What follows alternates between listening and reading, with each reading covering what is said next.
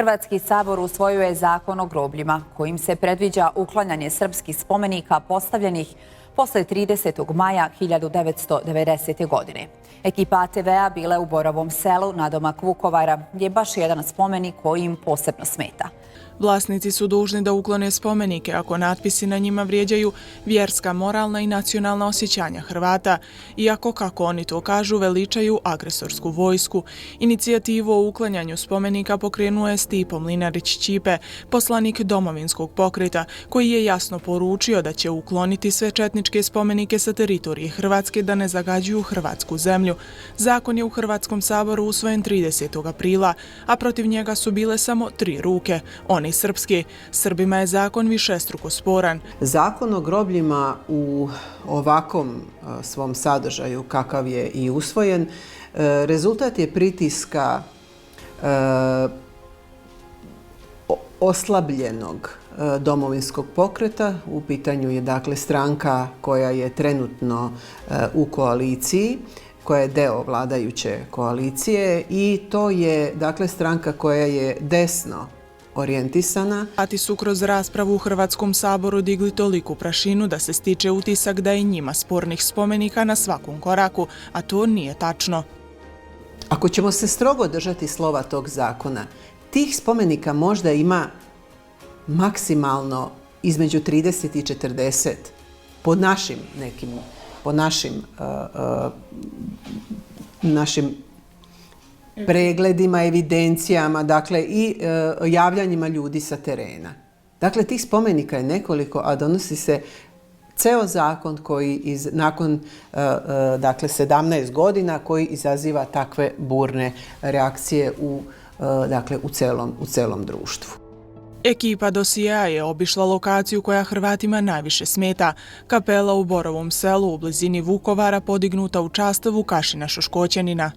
Ploča i prije samog skidanja nije ostala netaknuta, kao i mnogi drugi srpski spomenici bila je i razbijana. Osim u Borovom selu nekoliko spomenika nalazi se na Baniji kao i u Dalmaciji, međutim postojećeg zakona u ovom obliku smatra Savo Štrbac, ne bi ni bilo da nije upravo spomenika Vukašinu Šoškoćaninu.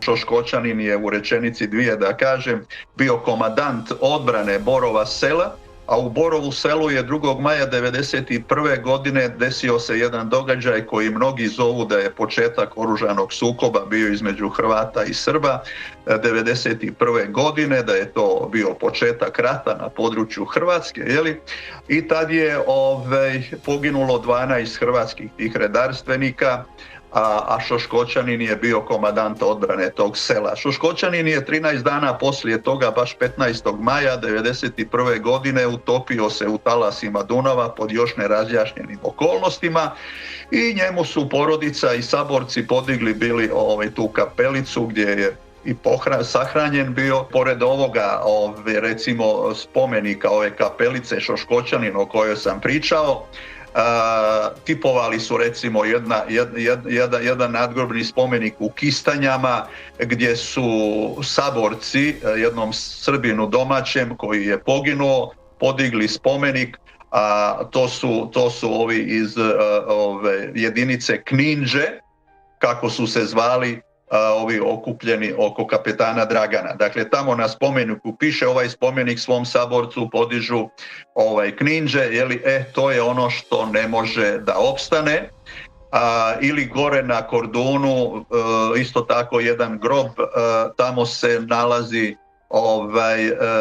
jedan grob gdje su poginulom borcu srpskom stavili ocila, ona srpska, Srbi ne treba ničega da se boje, uvjerava Dragana Jeckov. Zakon poštuju. Sve što se dešava samo su dnevno političke igre Domovinskog pokreta. Mi smo ovde zajednica koja je kompaktna i koja je dobro organizovana. Ima elemenata koji se odnose, u kojima se može reći da postoji napredak, međutim, jednako tako moram reći da nakon ove koalicije HDZ-a i DP-a, tog Domovinskog pokreta, koji zaista vodi jednu retrogradnu i antisrpsku i antimanjinsku politiku, da se stanje izvesno zaista i promenilo. Pitali ste me kada je u pitanju zapošljavanje.